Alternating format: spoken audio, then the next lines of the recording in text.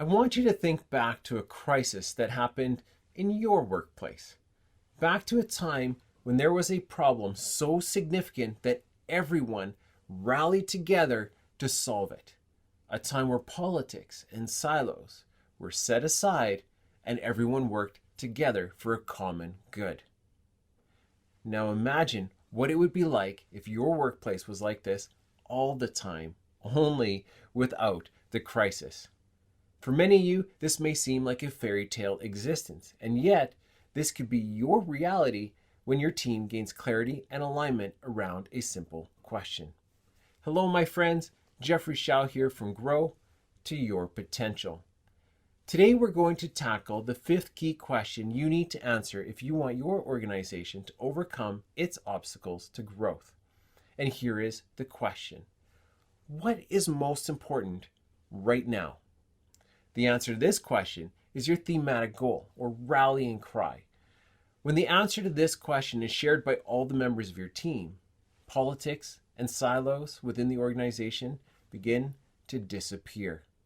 True, you will still have competing ideas and preferences, but with everyone working together towards a common goal, these ideas and preferences will be centered around how to accomplish that primary goal.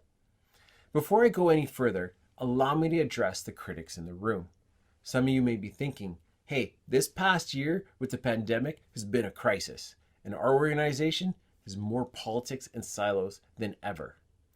Yes, this can happen, and it is unfortunate. Although a crisis can bring people together, helping them gain clarity and alignment around what is most important, without good communication and intentionality, it will not always happen on its own. This is why it is important to get good at answering this question, whether you're in a crisis or not, and when done well, it will even help you avoid potential crises. To help you see how this works, I will use a local game and hobby store I'm familiar with and create a hypothetical response to the pandemic using the thematic goal process. Unlike many other similar stores, this one had very little presence on the internet going into the pandemic. Their sales were driven by people coming into the store.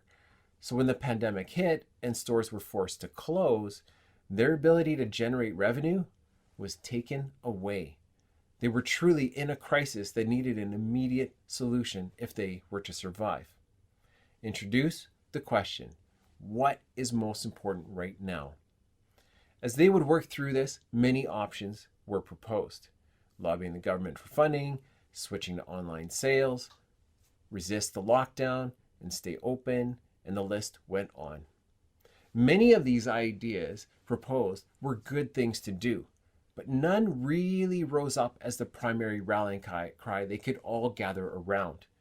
With a bit more work, they were able to find a common theme: survive the pandemic by improving cash flow. They realized that if they were to survive the pandemic, they needed to find ways to improve how money came into the business while managing expenses.